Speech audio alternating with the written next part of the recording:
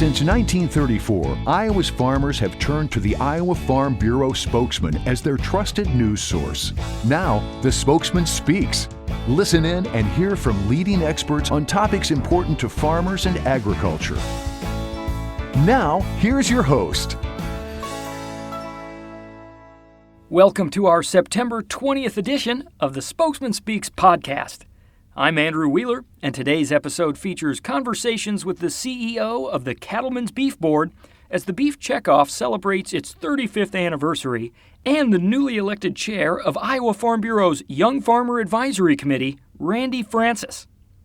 So for all the young farmers tuning in, you'll really want to hear Randy's thoughts on the challenges facing Iowa's young farmers and the opportunities offered by Iowa Farm Bureau and our Young Farmer program. But we'll start with Greg Haynes, the CEO of the Cattlemen's Beef Board. Spokesman reporter Corey Munson met up with Greg at this summer's Cattle Industry Convention in Nashville to discuss the history of the Beef Checkoff and what's around the corner.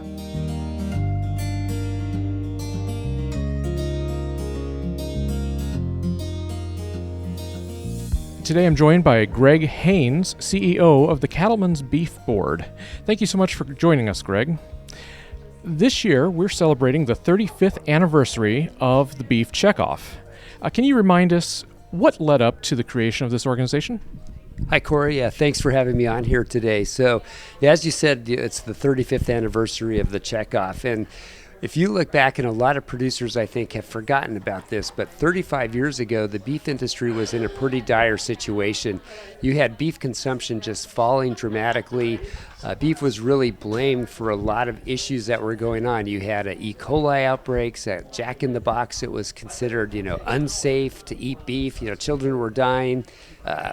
Fighting back against cholesterol and fat, so you shouldn't eat beef. So there was a lot of headwinds that were going on there. And so producers got together and they were looking at a way that they can provide a program, kind of a self-help program that we fund and we control that will counter those headwinds and bring beef back to the consumers and make that center of plate for them. So that's really what the Checkoff was all about. It took a couple tries to get a program that would meet the producers' needs and wants, but on that third try, we got that. And so I think that is what we have with the program now. Obviously, it's not 100% perfect, but I always say, if you've got a great house and you don't like your bathroom, you don't tear down your house. You maybe remodel the bathroom or you just kind of live with it. So I think the program we have is an excellent program and has done huge strides over these last 35 years. Now, I know probably in your experience, nobody makes it to 35 without going through a few growing pains. So can you tell me what lessons has the industry learned in that time, as well as the Checkoff in general? Kind of just talk about a little bit about that evolution. Yeah, the Checkoff has really changed a lot over the 35 years. The programs that were happening then are much different than what we do now. I mean, the consumers have changed, the media has changed, and so the Checkoff has really had to and been able to adapt to all those different changes. Back then when we first launched the Beef It's What's for Dinner, you had like James Garner on TV, nationwide campaigns on national networks and things like that. And that was all very, very effective. But now, the consumers don't get their news through the national networks anymore. You've got all the social media and all this different mediums that they use now. And so the Checkoff has really had to shift and move to those as well. And so we've been able to use that new technology as it's evolving and continue to target the different consumers and the key targets that we're looking at. And if we were here at the convention earlier this morning, we heard CattleFax say that consumer demand for beef is the highest that it's been in 33 years. So just 2 years after the Checkoff started, we are now on the way up and moving forward. So the only challenge with the social media, though, is that the producers who maybe grew up and are used to watching it on network TV, a lot of times they may say, well, we're not seeing this on TV, or, what's the Checkoff doing? And so that's kind of our challenge, to be able to make sure that they see that and understand that we are doing different things. We're targeting the consumers, but we're assuming beef producers are eating beef, so we're not targeting them. And they may not use social media as much as younger millennials or, the kids there. And so we're still trying to work to make sure they understand that all these things are happening and the benefits that it's giving them. So what I hear you saying is not all folks involved with the Beef Checkoff or even looking for Beef Checkoff promotions are on TikTok. Exactly. A lot of them are, or ones that we are focusing on are on those kind of things. But I'm not really on it that much. I know a lot of the other producers out there may not be. And even if they were, they may not be getting it because of the demographics there. Because again, we're looking for that kind of movable middle who may not be solid beef consumers. We want them to eat more beef. We want it to make it the protein of choice for them.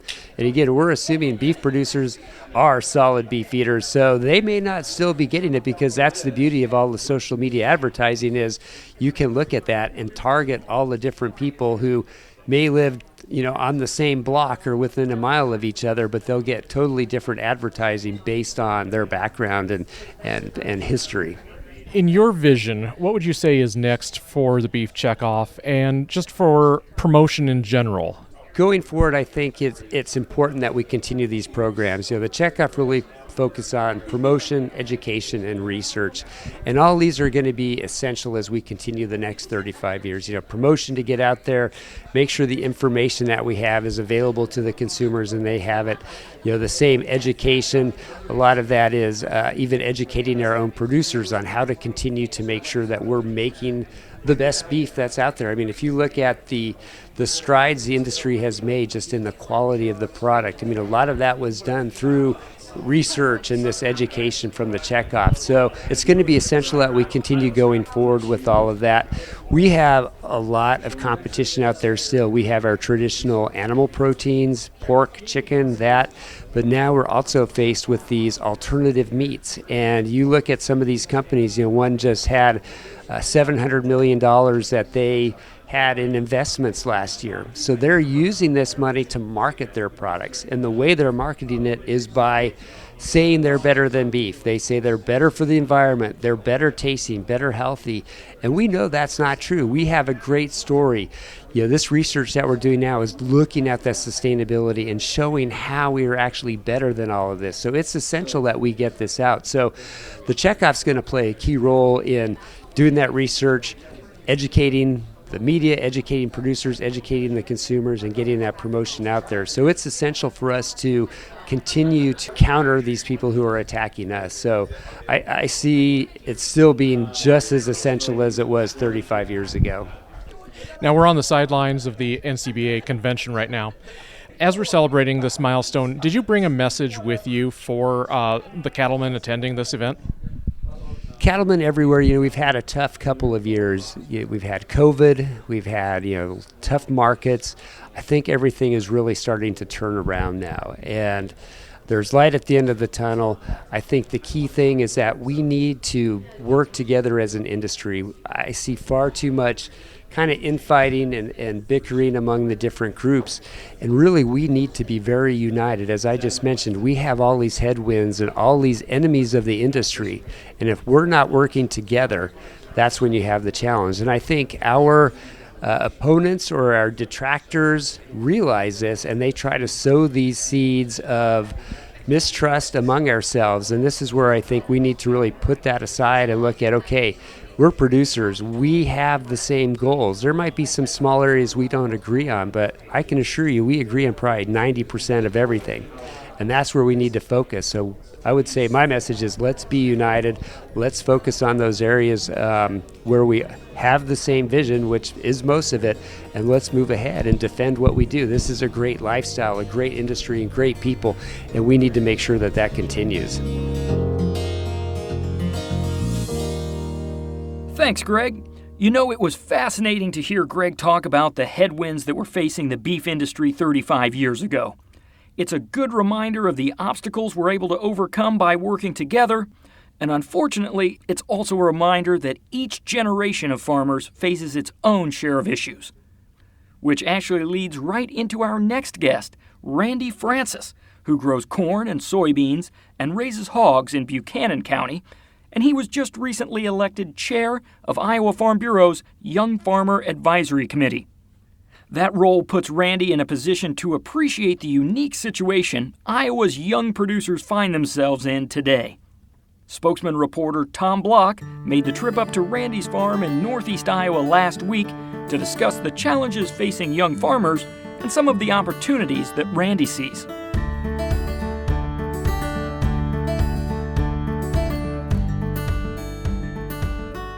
Randy, thanks for joining us today. Give us some background on your family and your farm here in Northeast Iowa. Yeah, thanks, Tom. Glad to be here. I am currently the Young Farmer Advisory Chair for this calendar year, the 2021-2022 year. I farm with my parents, and we have another business partner, Ryan, in our operation. He's been a long-term partner. I have a wife and 2 children at home, JJ and Macy, 3 and 18 months. We are a diversified corn, soybean, and hog farm here in Buchanan County. We're independent hog producers.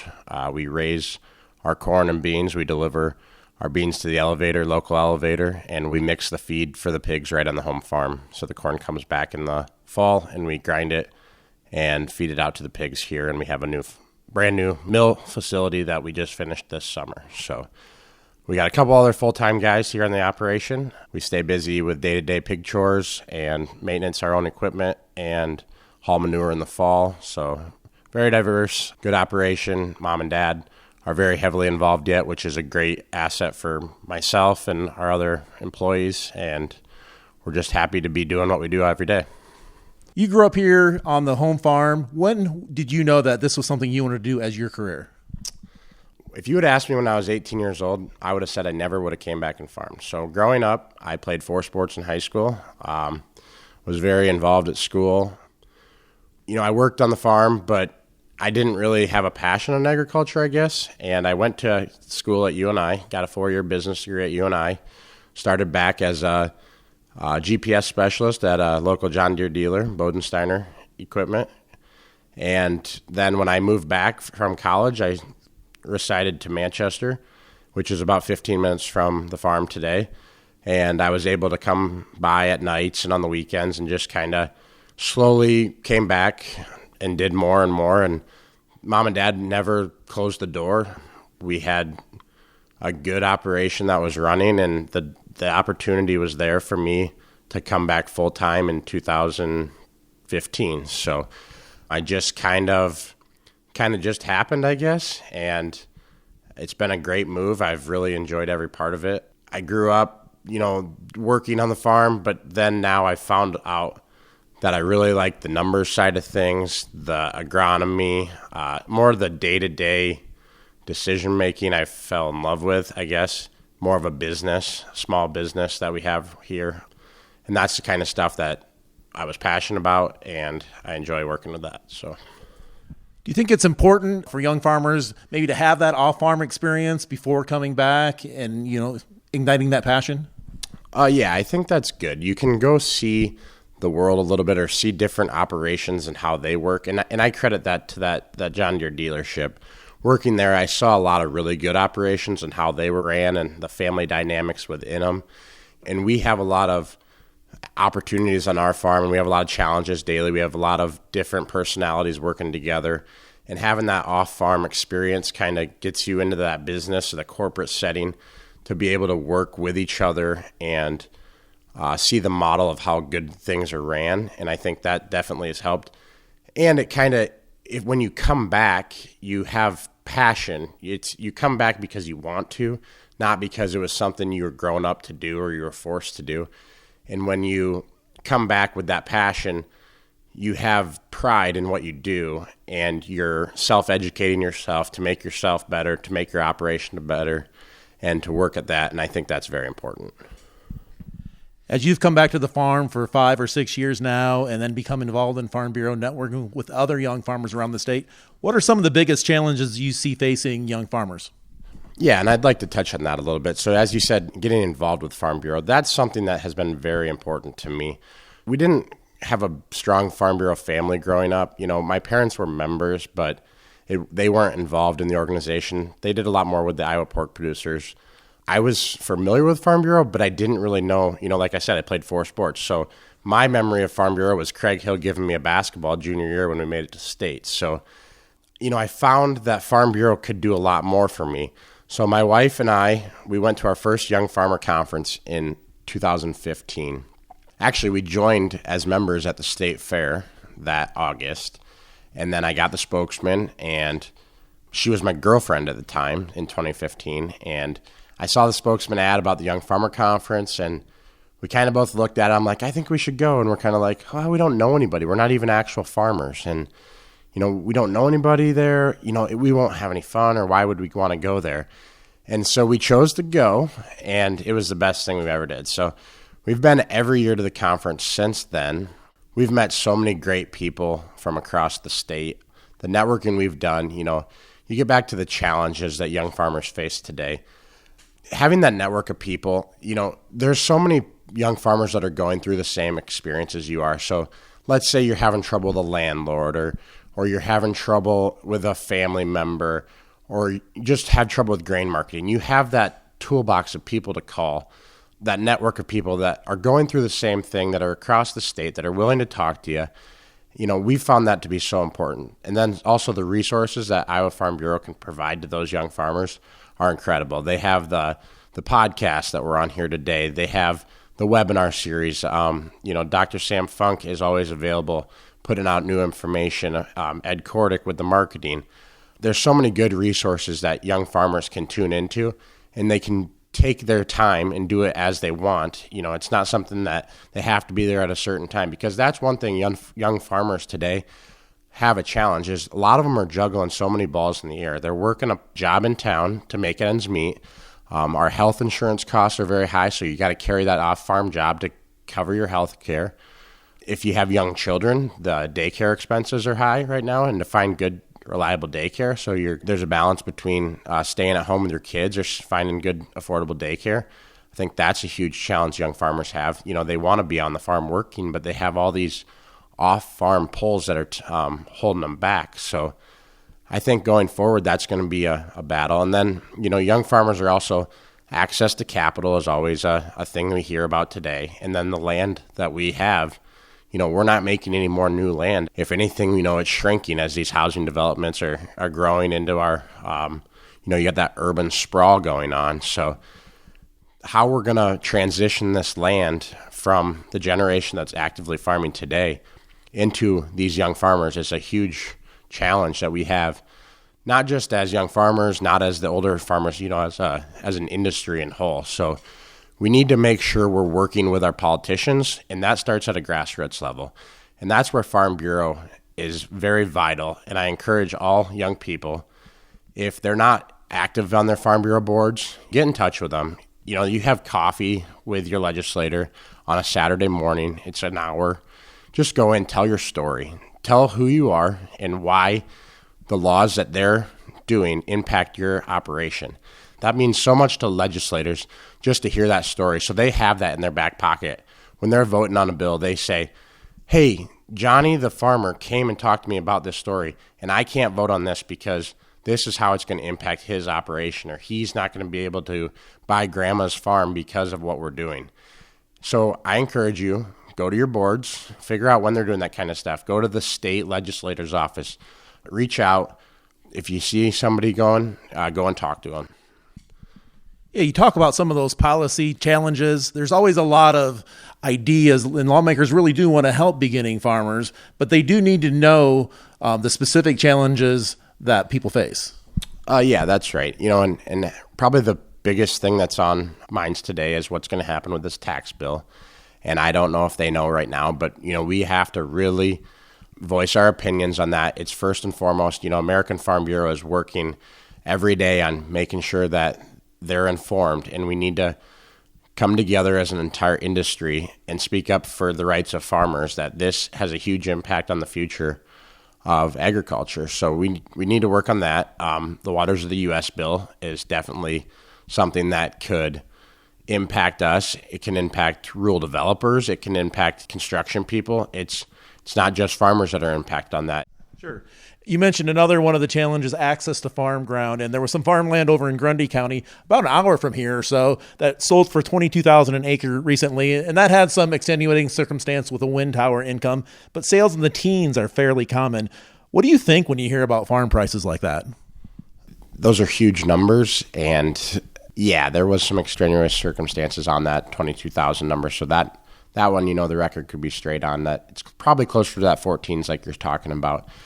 Yeah, it's big numbers, and, lands, they're not making any more of it. We're going to have to be creative and figure out how we're going to make it pay for itself. Right now, I don't know how that is and who's going to be helping the young farmers finance that land. Lenders aren't going to be willing to stick their necks out with the young farmers and be on the hook for that much. And how we balance it, I think it just comes back to network building and relationship building that you can do with your landlords, and hopefully the taxes are in our favor, that we can transition this ground to the next generation earlier, that if we can work together and transition this ground in a appropriate manner, I think that'd be the best result we could have. And young farmers are also known for their creativity and ingenuity. I know livestock are a big part. You have livestock yourself. A lot of your friends in your network through Farm Bureau, livestock is important with their operations. And then also we see more and more vegetable or farmers market type of growth operations. Oh, yeah. Livestock has definitely been huge reason why on our farm, I was able to come back. When I was coming back in 2015, Dad kind of stepped to the side and said, hey, you can come load the pigs, So, Dad doesn't do that on a daily basis. But it gave me as a young guy an opportunity to come back and kind of take the reins a little bit on, Ryan and I, he's the business partner in our operation. We basically run the day-to-day of the pigs, and it works great. And, it gives us something to care about and more than just the land. And you see in the hog industry and in the beef industry, you have young farmers that are building new facilities outside of their parents' operation, and I think that's a great way to bridge that gap between that town job. You can get that steady cash flow in a hog confinement building, and then you have the manure value on top of it.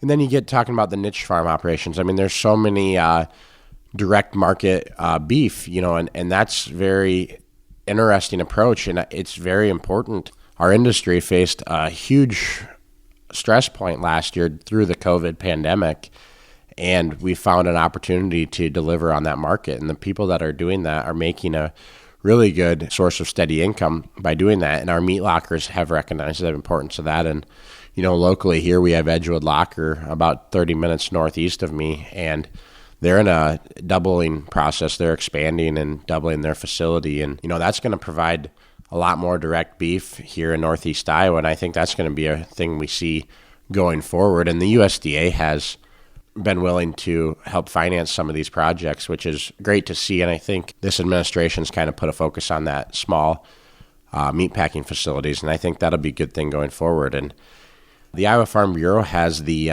Grow Your Future Award, and we've had good applicants in the past. We've averaged probably 15 to 20 applicants every year from across the state of Iowa, shining a light on the diversity of agriculture in Iowa. And they are all young farmers that are signing up for this award, from flower shops to, we have a cricket grower. Yeah, that's crickets, feeding crickets and making as an alternative protein source. We also have the direct meat, like I was saying. We have a cover crop group, and these are young farmers that are making these endeavors on their side, and they're growing their operations more creatively than I could do. I give them strong props for the business plans they've been able to develop, and it's really unique to watch their operations grow. And it's something that we can all be excited about in rural Iowa here, as you have these successful small farm agriculture businesses within our own communities, and we really need to do a good job of supporting them. And Iowa Farm Bureau does a great job of that by giving them a monetary prize to help grow their business. There really is an emphasis on that local food movement and interest from consumers in knowing where their food comes from. Yeah, that's right. And that's very important, that know where your food comes from piece. You hear the old cliche, everybody is 2 or 3 generations removed from grandpa's farm. And I think that is extremely true today.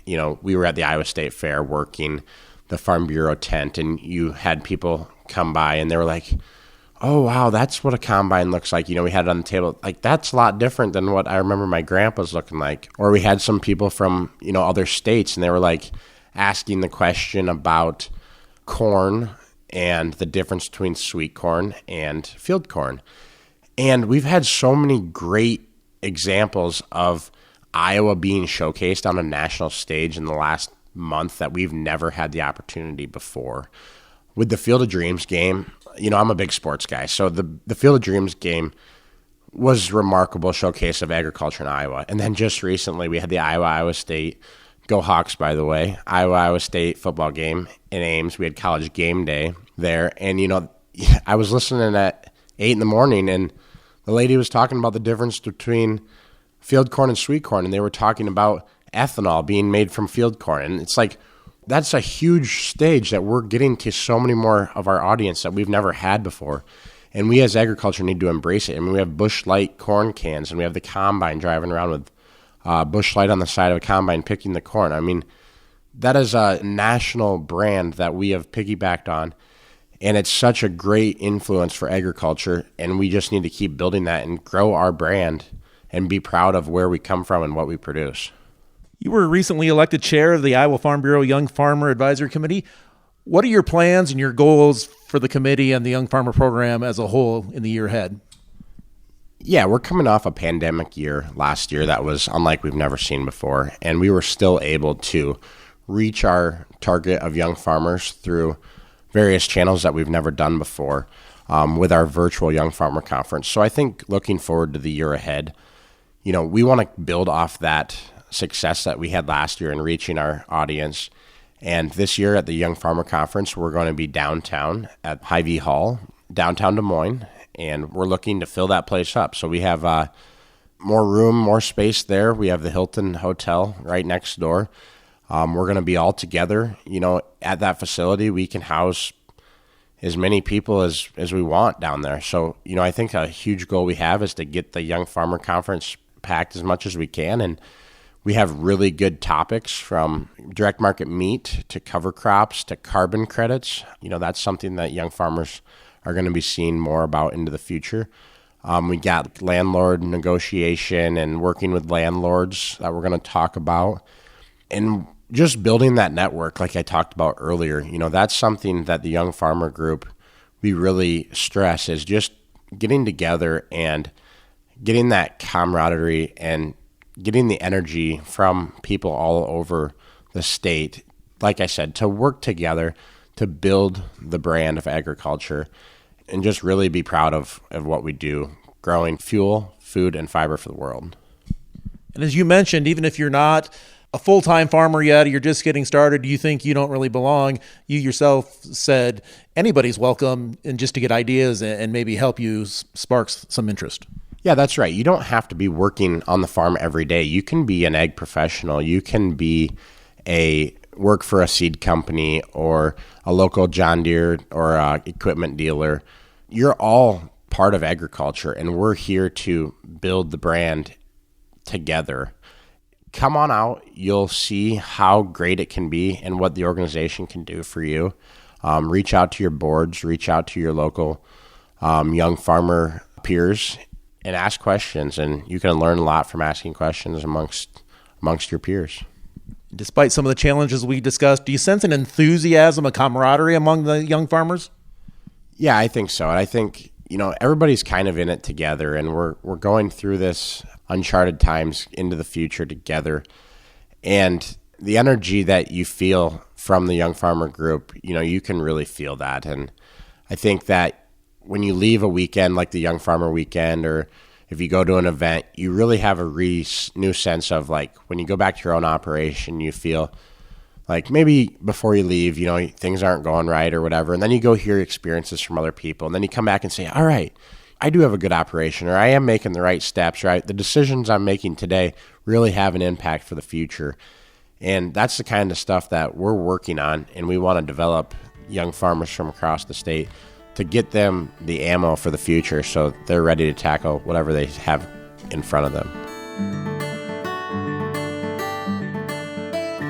We appreciate Randy welcoming us onto his farm and sharing his unique perspective on the podcast this week.